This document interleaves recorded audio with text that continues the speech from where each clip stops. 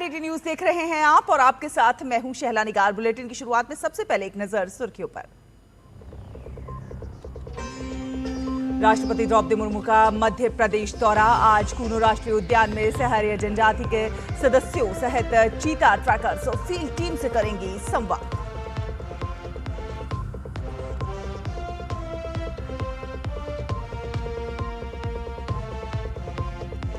भारत की अध्यक्षता में ब्रिक्स राष्ट्रीय सुरक्षा सलाहकारों की 2 दिवसीय बैठक आज से दिल्ली में। राष्ट्रीय सुरक्षा चुनौतियों के तेजी से बदलते स्वरूप और उभरते सुरक्षा खतरों में नई तकनीकों की भूमिका पर होगी अहम चर्चा।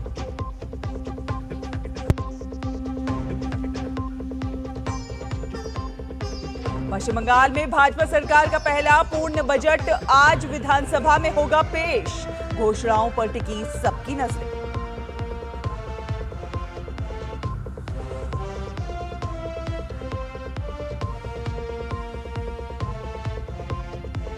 अमेरिका और ईरान 60 दिन के अंदर युद्ध खत्म करने के लिए अंतिम समझौते के रोड मैप पर हुए सहमत। सैन्य कार्रवाई रोकने के लिए लेबनान के साथ डी-कॉम्प्लिकेशन सेल बनाने पर भी बनी सहमति।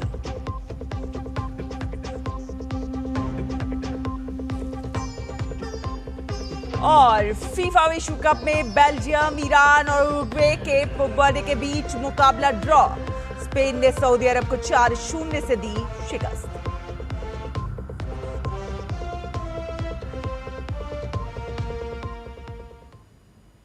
तो आपको बता दें कि राष्ट्रपति द्रौपदी मुर्मू मध्य प्रदेश के दौरे पर हैं। राष्ट्रपति आज कूनो राष्ट्रीय उद्यान में सहरिया जनजाति के सदस्यों, चीता ट्रैकर्स, टूरिस्ट गाइड और कूनो फील्ड टीम के सदस्यों के साथ संवाद करेंगी।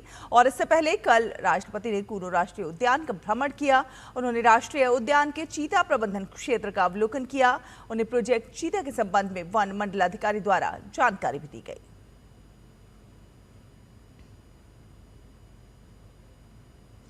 और नई दिल्ली में आज से ब्रिक्स देशों के राष्ट्रीय सुरक्षा सलाहकारों की 2 दिवसीय बैठक शुरू होगी, जिसकी अध्यक्षता राष्ट्रीय सुरक्षा सलाहकार अजीत डोभाल करेंगे। बैठक में साइबर सुरक्षा, डिजिटल खतरों, आर्टिफिशियल इंटेलिजेंस से जुड़े जोखिमों, आतंकवाद विरोधी सहयोग तथा सूचना एवं संचार प्रौद्योगिकी के सुरक्षित उपयोग सहित विभिन्न गैर पारंपरिक सुरक्षा चुनौतियों पर चर्चा की जाएगी।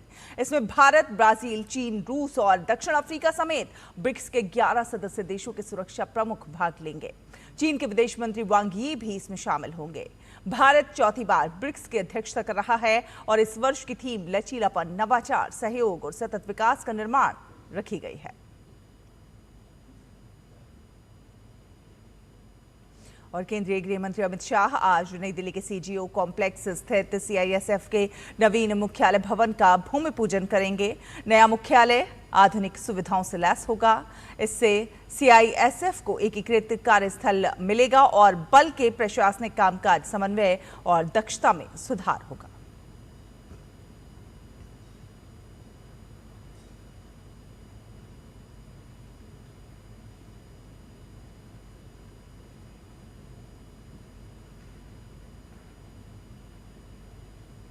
पश्चिम बंगाल में हाल ही में हुए सत्ता परिवर्तन के बाद नई भाजपा सरकार अपना पहला पूर्ण बजट पेश करेगी। राज्य के वित्त मंत्री स्वप्न दास गुप्ता दोपहर 12 बजे विधानसभा में वित्त वर्ष 2026-27 का बजट प्रस्तुत करेंगे। मुख्यमंत्री शुभेंदु अधिकारी के नेतृत्व वाली सरकार के इस पहले बजट से कई बड़ी घोषणाओं की उम्मीद की जा रही है। माना ही जा रहा है कि सरकार रोजगार सृजन, नए निवेश आकर्षित करने और नई औद्योगिक नीति लागू करने पर विशेष ध्यान दे सकती है। इस बजट को राज्य की आर्थिक दिशा तय करने वाला महत्वपूर्ण दस्तावेज माना जा रहा है, जिस पर पूरे राज्य की नजरें टिकी हुई हैं।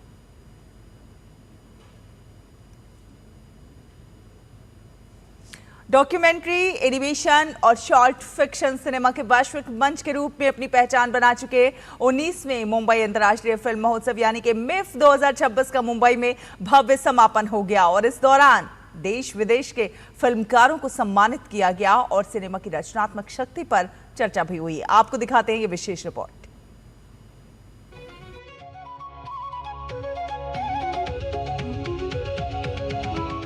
मुंबई में 19वें मुंबई अंतर्राष्ट्रीय फिल्म महोत्सव यानी मिफ 2026 का भव्य समापन हुआ।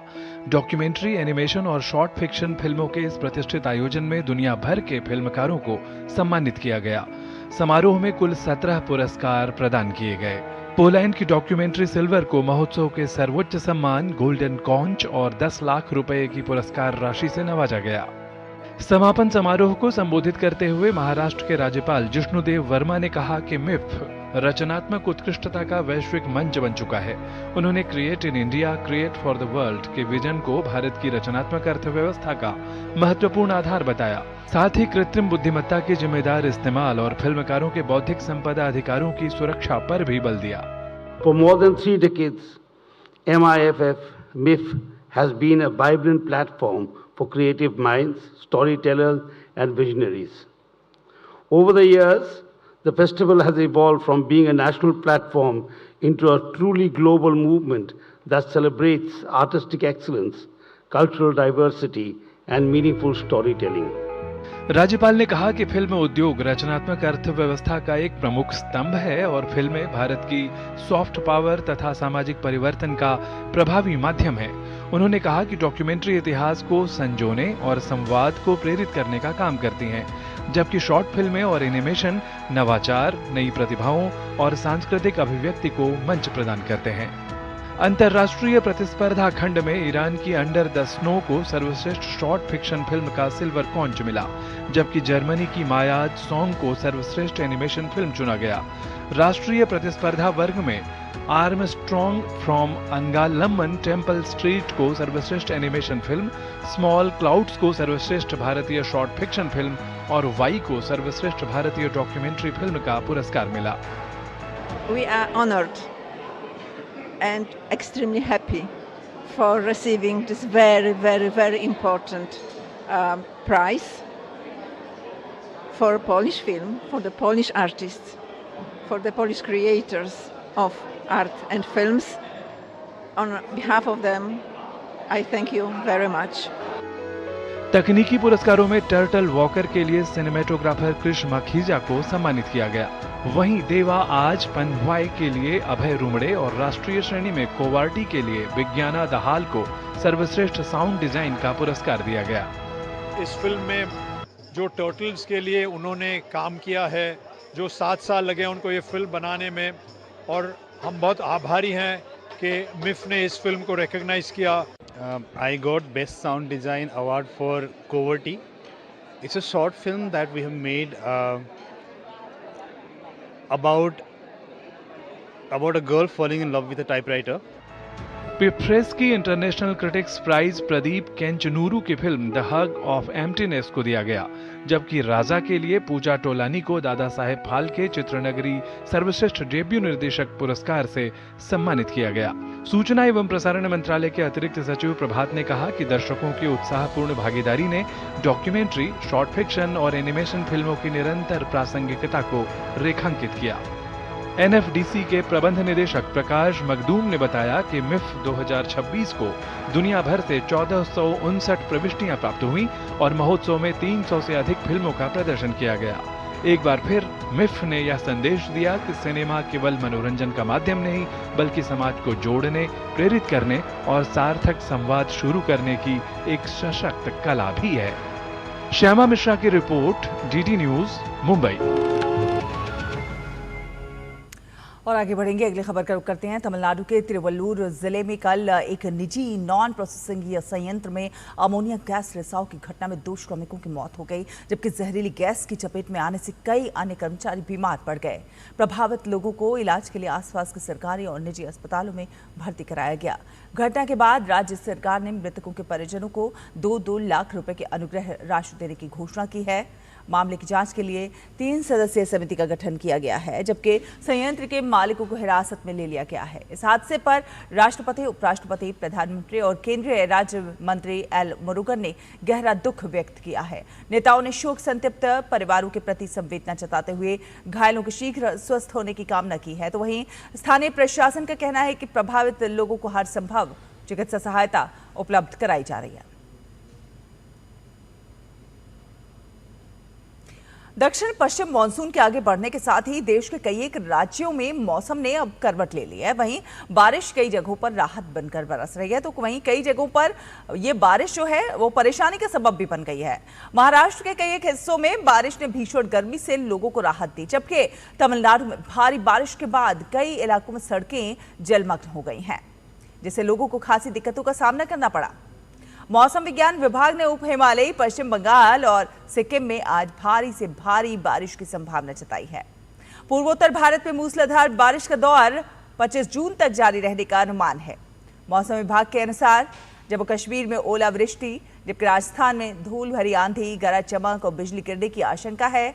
और इसी बीच 23 जून तक दक्षिण पश्चिम मानसून के महाराष्ट्र, तेलंगाना, ओडिशा, झारखंड, बिहार और छत्तीसगढ़ के कुछ एक हिस्सों में आगे बढ़ने की संभावना है। वहीं जहां देश के बाकी हिस्सों में बारिश गर्मी से राहत देगी, तो वहीं दूसरी ओर विदर्भ, पूर्वी मध्य प्रदेश और पूर्वी उत्तर प्रदेश के में अगले 3 से 4 दिनों तक लू चलने की संभावना जताई गई है। तो मानसून से मौसम का मिजाज जो है वो बदला हुआ नजर आ रहा है। और इसी के साथ फिलहाल एक छोटा सा ब्रेक। आप देखते रहिए डीडी न्यूज।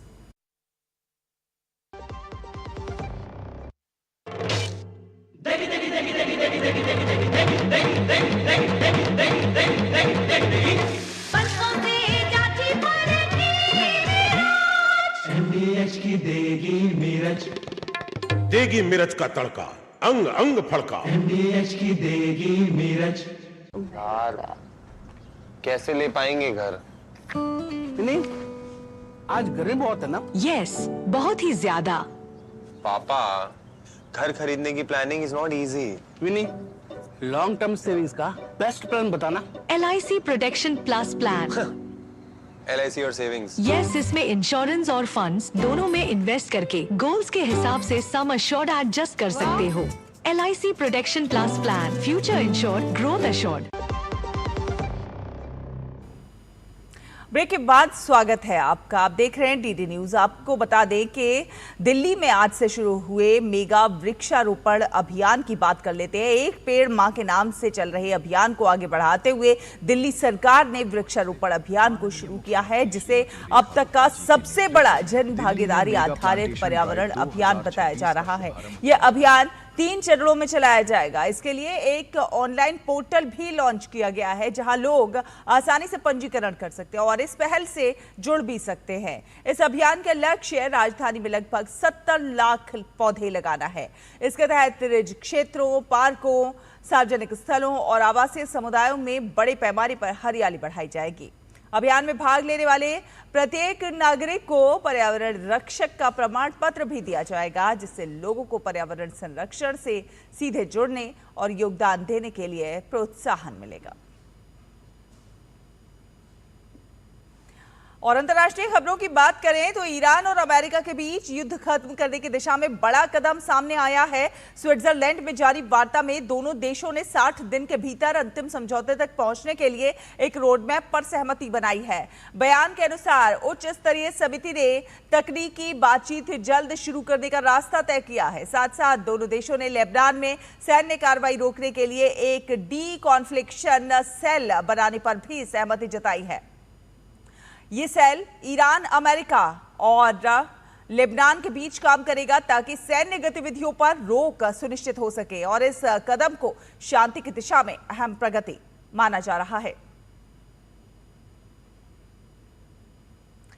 और कोलंबिया के राष्ट्रपति चुनाव मुकाबला बेहद रोमांचक और कांटे का बना हुआ है। लगभग सभी मतपेटियों की गिनती पूरी हो चुकी है और दक्षिणपंथी उम्मीदवार डेला एस्प्रिएला अपने प्रतिद्वंदी सेपेडा से 1% से भी कम मतों के अंतर से आगे चल रहे हैं। डेला एस्प्रिएला ने दावा किया है कि उन्होंने अमेरिका के राष्ट्रपति डोनाल्ड ट्रंप से बातचीत की है और ट्रंप ने उन्हें जीत की बधाई भी दी है। हालांकि प्रतिद्वंदी उम्मीदवार सेपेडा ने अभी हार स्वीकार नहीं की है। उनका कहना है कि अंतिम नतीजों से पहले सभी मतदान केंद्रों के मतपत्रों की औपचारिक कानूनी जांच, जिसे कि एस्क्रूटिनो कहा जाता है, पूरे होने का इंतजार किया जाएगा।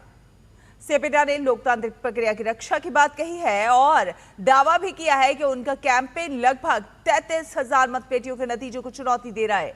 वहीं निवर्तमान राष्ट्रपति गुस्तावो पेट्रो ने भी कहा है कि बेहद कम अंतर को देखते हुए अभी किसी विजेता की घोषणा नहीं की जा सकती और अंतिम फैसला कानूनी जांच प्रक्रिया पूरी होने के बाद ही होगा। वहीं यूरोप का एक बड़ा हिस्सा इस वक्त गर्मी की मार झेलता नजर आ रहा है। रविवार को कई देशों में तापमान जो है 40 डिग्री सेल्सियस के करीब पहुंच गया, जिसके चलते फ्रांस, स्पेन, इटली, जर्मनी जैसे बड़े यूरोपीय देशों में हीटवेव की चेतावनी जारी की गई। स्पेन की मौसम एजेंसी AEMET के अनुसार हीट वेव हफ्ते के बीच तक जारी रहेगी और जिसको देखते हुए कई क्षेत्रों में रेड और ऑरेंज अलर्ट भी जारी किया गया है। वहीं इस भीषण गर्मी से जहां लोग बेहाल हैं, तो वहीं इसका असर परिवहन व्यवस्था पर भी देखने को मिला है। फ्रांस रेलवे ने मुख्य रूटों पर सोमवार तक 71 इंटरसिटी ट्रेनें रद्द कर दी। तो वहीं तापमान के रिकॉर्ड स्तर तक पहुंचने के कारण फ्रांस में इमरजेंसी बैठकें तक बुलाई गई हैं। इटली ने मिलान और फ्लोरेंस समेत कई एक शहरों के लिए रेड अलर्ट जारी किया। जर्मनी में देशव्यापी चेतावनी जारी की गई है। तो वहीं मौसम का असर वन्य जीवों पर भी पड़ा है। और आइए अब खबरें देखते हैं फुटबॉल विश्व कप से जुड़ी हुई।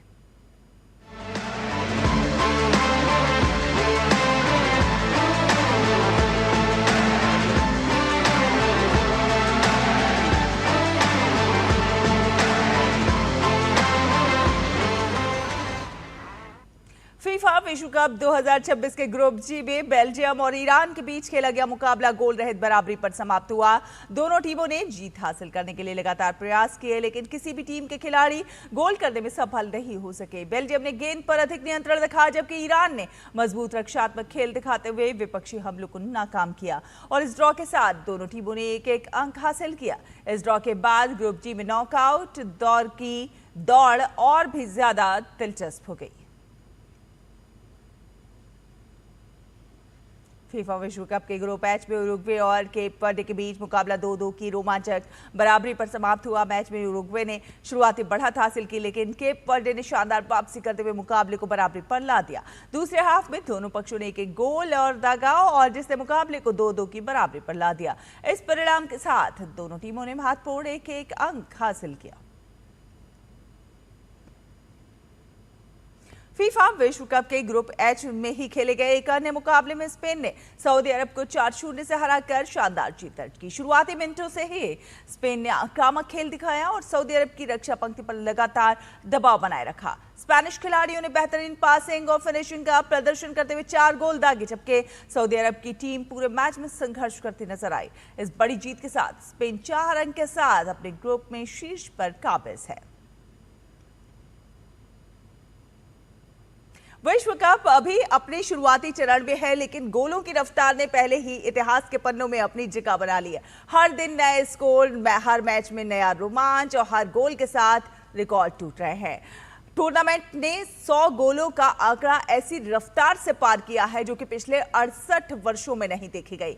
1958 के बाद पहली बार विश्व कप का शुरुआती चरण इतना आक्रामक, इतना मनोरंजक नजर आया है। आप देखिए ये रिपोर्ट। विश्व कप में गोलों की सुनामी, 68 साल पुराना रिकॉर्ड हुआ ताजा। फीफा विश्व कप 2026 में फुटबॉल प्रेमियों को रोमांच, ड्रामा और गोलों की ऐसी बारिश देखने को मिल रही है जिसने टूर्नामेंट के शुरुआती चरण को ही ऐतिहासिक बना दिया है। अमेरिका, कनाडा और मेक्सिको की मेजबानी में खेले जा रहे इस विश्व कप में महज कुछ दिनों के भीतर ही 100 गोलों का आंकड़ा पूरा हो गया, जो 1958 के बाद किसी भी विश्व कप में सबसे तेज गति से हासिल किया गया शतक है। इस ऐतिहासिक मुकाम को टूर्नामेंट के महज 33वें मैच में ही हासिल कर लिया गया। स्वीडन के खिलाफ नीदरलैंड्स के फॉरवर्ड कैडी गैप्को ने टूर्नामेंट का 100वां गोल दागा। 1958 के विश्व कप में स्वीडन की धरती पर गोलों की झड़ी लगी थी और अब 68 साल बाद 2026 संस्करण ने उसी आक्रामक फुटबॉल की यादें ताजा कर दी हैं। आधुनिक फुटबॉल में जहां टीमें अक्सर रक्षात्मक रणनीति अपनाती हैं, वहीं इस विश्व कप में अधिकांश मुकाबलों में खुला खेल देखने को मिला है, जिससे गोलों की संख्या लगातार बढ़ती गई। टूर्नामेंट के पहले 10 दिनों में ही कई बड़े स्कोर देखने को मिले। कनाडा ने कतर को 6-0 से रौंदा, जर्मनी ने कुराकाओ को 7-1 से हराया, जबकि नीदरलैंड्स ने स्वीडन के खिलाफ 5-1 की शानदार जीत दर्ज की। वहीं जापान ने ट्यूनीशिया को 4-0 से शिकस्त दी। इंग्लैंड, फ्रांस, अर्जेंटीना और ब्राजील जैसे दिग्गज टीमों ने भी आक्रामक अंदाज में खेलते हुए गोलों की संख्या बढ़ाने में अहम योगदान दिया। इस विश्व कप में अब तक औसतन प्रति मैच 3 से अधिक गोल देखने को मिले हैं, जो हाल के संस्करणों की तुलना में काफी बेहतर आंकड़ा है। यही कारण है कि दर्शकों को लगभग हर दिन किसी न किसी मुकाबले में गोलों का रोमांच देखने को मिल रहा है। जैसे जैसे टूर्नामेंट नॉकआउट चरण की ओर बढ़ रहा है, ये देखना दिलचस्प होगा कि क्या गोलों की ये रफ्तार बनी रहती है। यदि यही सिलसिला जारी रहा तो फीफा वर्ल्ड कप 2026 का इतिहास सबसे ज्यादा गोल वाले विश्व कपों में शामिल हो सकता है। Sports desk, DD news.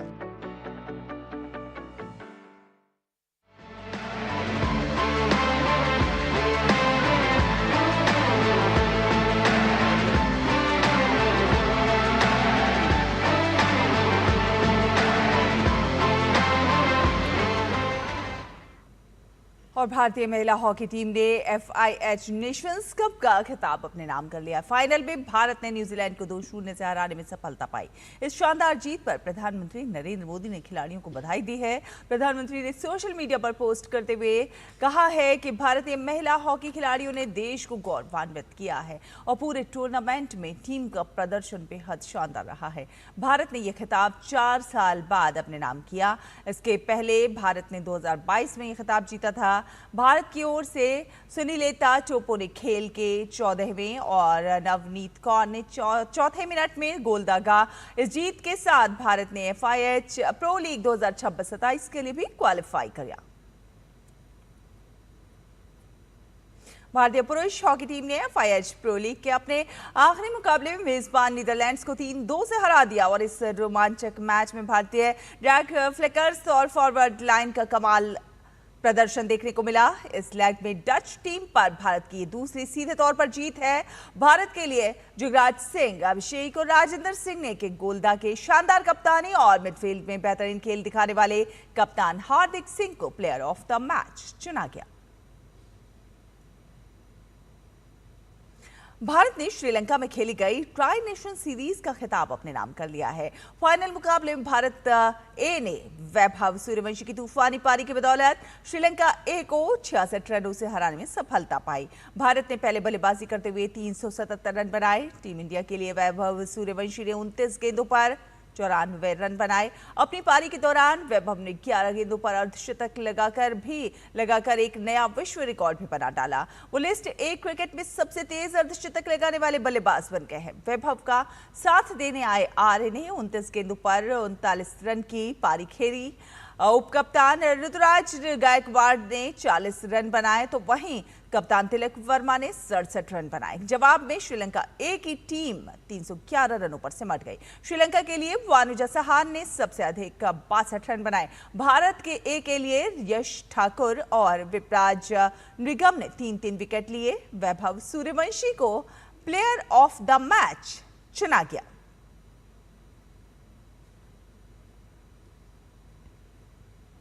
और फ्रांस में भारतीय खाद्य उत्पादों की मांग लगातार बढ़ रही है। भारतीय समुदाय के साथ साथ स्थानीय उपभोक्ताओं के बीच भी भारतीय खान पान अपनी पहचान बना रहा है। पिछले करीब 4 दशकों से फ्रांस में भारतीय खाद्य उत्पादों के कारोबार से जुड़ी अंजू एंटरप्राइजेस दालों, अचार, मसालों और रेडी टू ईट उत्पादों को फ्रांस सहित 23 देशों के बाजारों तक पहुंचा रही हैं। आपको छोड़े जाते हैं हमारी संवाददाता ममता चोपड़ा की इस खास रिपोर्ट के साथ। आप देखिए ये रिपोर्ट।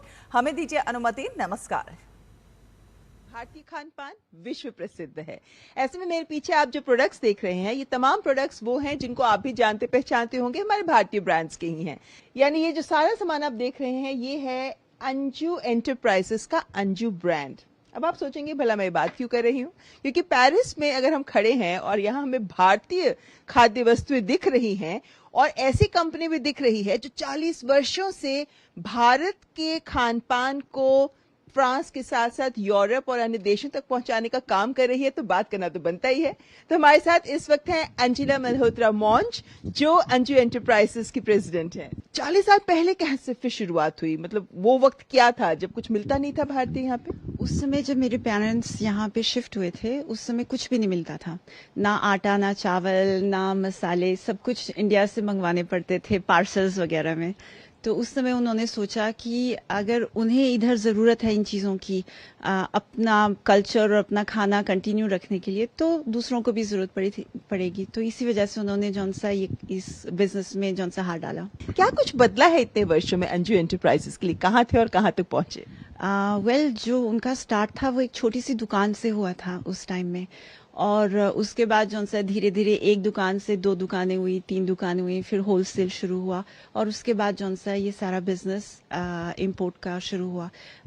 आज हम जौन सा है करीब 23 कंट्रीज में एक्सपोर्ट करते हैं फ्रांस के अलावा। तो हाँ, बहुत बिजनेस इस हिसाब से बड़ा है, और पॉपुलेशन भी हमारी काफ़ी बड़ी है। पैकेजिंग अब आप इंडिया से करवाते हैं। मोदी सरकार बहुत काम कर रही है कि ये सारी इंडस्ट्रीज वहाँ पे भी डेवलप कर सके। कितनी सुविधा आप जैसे लोगों को भी हो रही है कि हम इंडिया में पैकेजिंग इंडस्ट्री को इतनी हाइट दे रहे हैं? इट्स रियली इंटरेस्टिंग, क्योंकि आज के दौर में जो यहाँ पे जो हम पैकेजिंग, जो प्रीमियम पैकेजिंग बना सकते थे, अब वो यहाँ से अच्छी इंडिया में बनती हैं at better prices, the quality is much better. और जो चीज़ जो सा है डिपार्चर इंडिया में बन सकती है वो वहाँ से करनी चाहिए, यहाँ से करने का कोई पॉइंट नहीं बनता। क्या उम्मीद है, क्या कुछ करना चाहते हैं हासिल अब आप अपने इस बिजनेस से? कहाँ तक एक्सपैंड करने का मन है? ओह, आई रियली विश कि इसमें हम एथनिक पॉपुलेशंस में बहुत पॉपुलर हैं, एंड मेन स्ट्रीम में जो सा धीरे धीरे वर्ल्ड आइल्स में जा रहे हैं। बट आई रियली विश कि कुछ सालों में, 5-10 सालों में हमारे प्रोडक्ट्स जो से हैं मेन आइल हर सुपरमार्केट में प्रेजेंट हो।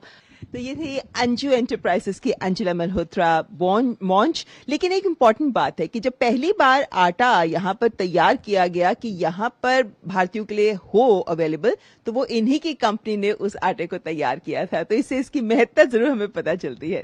पेरिस से कैमरामैन योगेश के साथ ममता चोपड़ा, डीडी न्यूज।